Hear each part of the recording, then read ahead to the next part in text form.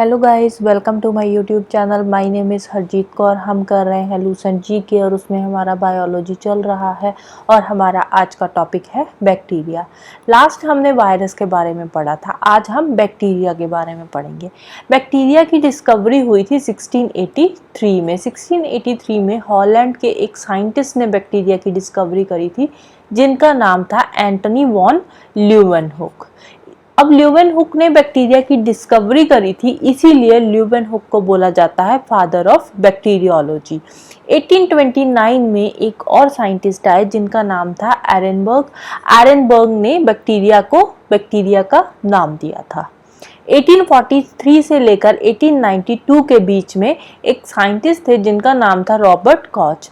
Robert Koch ने tuberculosis जो disease होती है ना, उसके लिए कौन सा बैक्टीरिया रिस्पॉन्सिबल है उसकी डिस्कवरी करी थी कि टीबी डिजीज किस बैक्टीरिया की वजह से होता है। उस बैक्टीरिया की डिस्कवरी रॉबर्ट कॉच ने करी थी।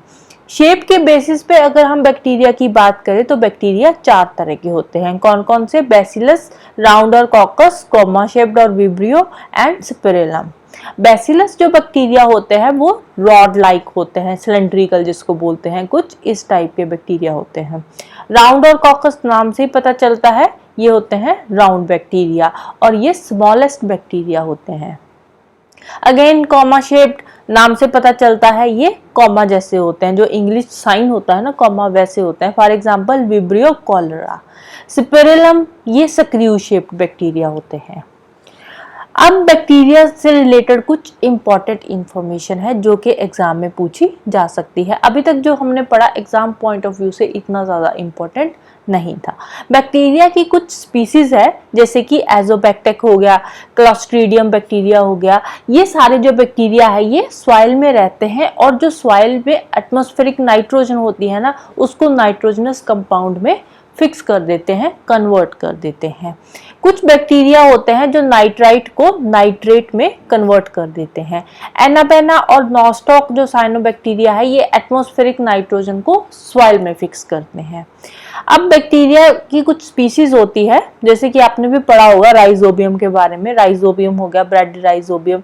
ये बैक्टीरिया क्या करते हैं, ये जो लेग्यूमिनस प्लांट्स होते हैं ना, इनकी रूट्स में रहते हैं और जो एटमॉस्फेरिक नाइट्रोजन है उसको उसके कंपाउंड्स में कन्वर्ट कर देते हैं। ये लेग्यूमिनस प्लांट्स में होते हैं जो राइजोबियम बैक्टीरिया है और इनका काम क्या है, एटमॉस्फेरिक नाइट्रोजन को नाइट्रोजन के कंपाउंड्स में कन्वर्ट करना। फॉर एग्जांपल लेग्यूमिनस प्लांट्स की एग्जांपल हो गई पी हो गया, पिजन पी हो गया, ग्राम हो गया, राइट। राइजोबियम को सिम्बायोटिक बैक्टीरिया भी बोला जाता है। अब जो माइक्रोब्स है ना, माइक्रोब्स का बहुत सारे हार्मफुल सब्सटेंसेस प्रोड्यूस करते हैं और जो हार्मफुल सब्सटेंसेस प्रोड्यूस होते हैं माइक्रोब्स की वजह से उनको बोलते हैं टॉक्सिन्स। अब बात करते हैं पास्चराइजेशन की। पास्चराइजेशन क्या होता है? पास्चराइजेशन एक प्रोसेस है जिससे हम दूध को खराब होने से बचाते हैं।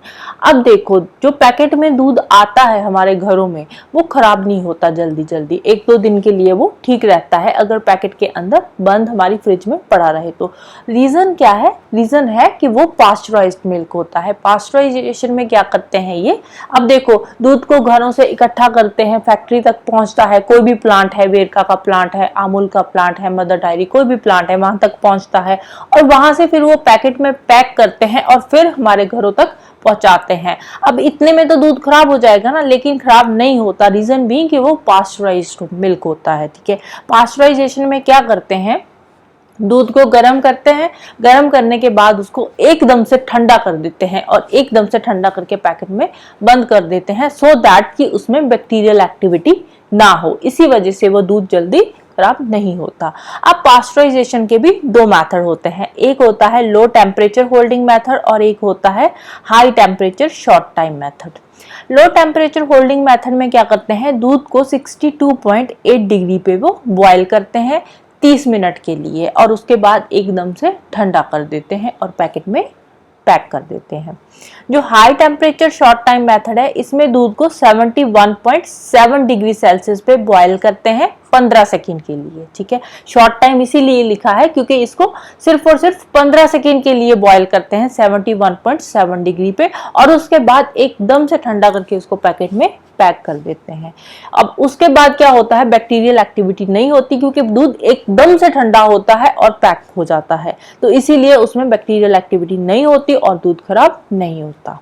अगर हम बात करें लेदर इंडस्ट्री की, अब लेदर कहाँ से बनता है, लेदर एनिमल स्किन से बनता है ना, तो लेदर से हेयर को रिमूव करना, जो भी एनिमल स्किन लेकर आते हैं, एनिमल स्किन से फिर हेयर रिमूव करते हैं, एनिमल फैट होती है उसको रिमूव करते हैं, और ये सारा जो काम करते हैं ये सारा काम बैक्टीरिया के थ्रू ही किया जाता है।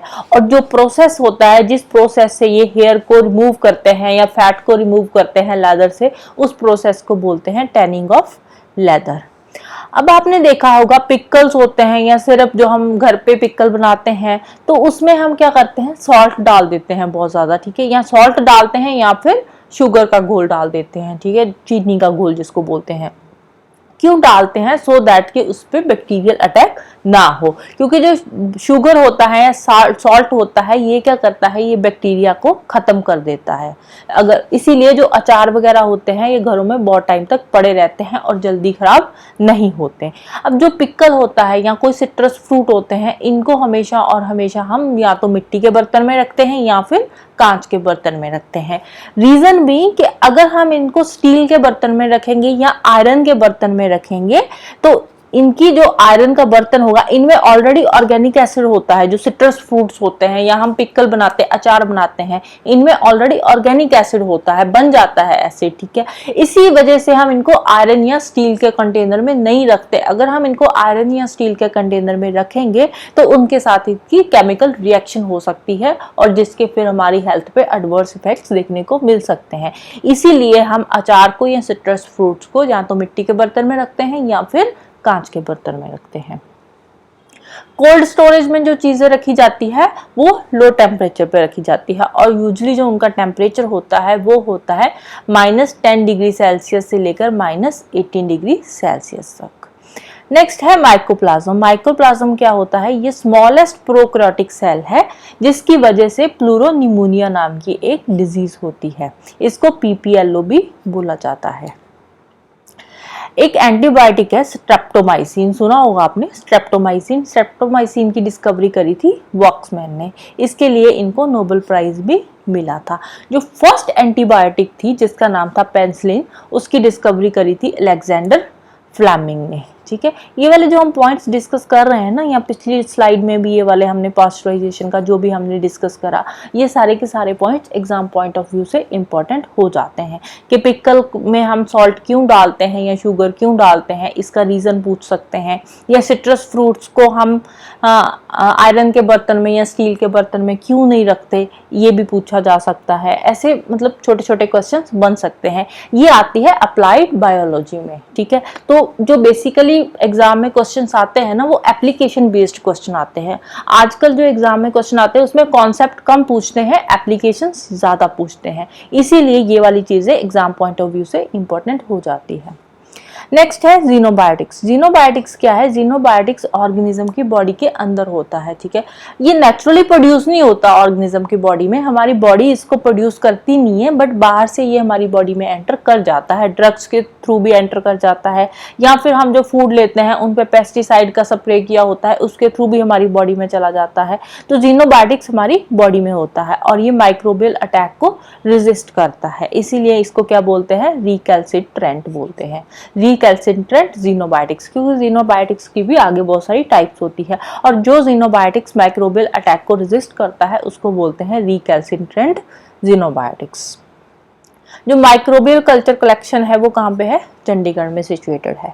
जो हनी होता है, हनी मीन्स शहद, शहद जो होता है उसमें बहुत ज़्यादा शुगर होता है, शुगर कॉन्सेंट्रेशन उसमें बहुत ज़्यादा होती है, इसीलिए उस पर बैक्टीरियल एक्टिविटी नहीं होती और बहुत ज़्यादा टाइम तक हम हनी को प्रिजर्व करके रख सकते हैं, वो खराब नहीं होता। रीज़न बीइंग कि उसमें बैक्टीरियल एक्टिविटी नहीं होती, क्योंकि उसमें शुगर कॉन्सेंट्रेशन ज़्यादा होती है। हाँ, अगर उसमें थोड़ा सा भी पानी चला जाए ना, एक बूंद भी पानी का हनी में चला जाए तो वो खराब हो सकता है, क्योंकि उसमें बैक्टीरियल एक्टिविटी हो जाएगी। बैक्टीरियल एक्टिविटी के लिए पानी का होना जरूरी है।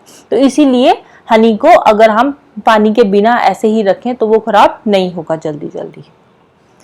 बैक्टीरिया का कमर्शियली भी यूज है और इंडस्ट्री में भी यूज है। कमर्शियली और इंडस्ट्री में हम इसको कैसे यूज करते हैं? फर्मेंटेशन में बैक्टीरिया यूज किया जाता है, वैक्सीन बनाने के लिए बैक्टीरिया यूज किया जाता है। जो मोलेसेस है, मोलेसेस की फर्मेंटेशन करने के बाद इससे इथेनॉल प्रोड्यूस किया जाता है। वैक्सीन बनाने के लिए बैक्टीरिया यूज किया जाता है। ऑयल स्पिल्स को साफ करने के लिए बैक्टीरिया का यूज किया जाता है, और बहुत सारे बायोएक्टिव मॉलिक्यूल्स बनाने के लिए भी बैक्टीरिया का यूज किया जाता है। बायोलॉजिकल मटेरियल जो कि बायो वेस्ट जिसको बेसिकली बोलते हैं, उसको डीकम्पोज भी बैक्टीरिया के थ्रू ही किया जाता है। एनारोबिक कंडीशंस के अंदर बैक्टीरियल डिकम्पोजिशन जब उसकी की जाती है तो इस सारे प्रोसेस को बोलते हैं कंपोस्टिंग। ठीक है, बायोलॉजिकल मटेरियल को जब हम बैक्टीरियल डिकम्पोजिशन करते हैं उसकी एनारोबिक कंडीशंस के अंदर, तो उस जो सारा प्रोसेस होता है उसको बोलते हैं कंपोस्टिंग। अगर हम बात करें फंगाई, वायरस, बैक्टीरिया या प्रोटोजोआ की, तो इन सब में से जो बैक्टीरिया है सिर्फ और सिर्फ बैक्टीरिया में ही फोटोट्रॉफिक न्यूट्रिशन होता है, बाकी किसी में भी फोटोट्रॉफिक न्यूट्रिशन नहीं होता। Right, so this is all about today. तो जाने से पहले वीडियो को लाइक कर देना, शेयर कर देना और चैनल को सब्सक्राइब कर लेना। Thank you, bye bye and have a nice day.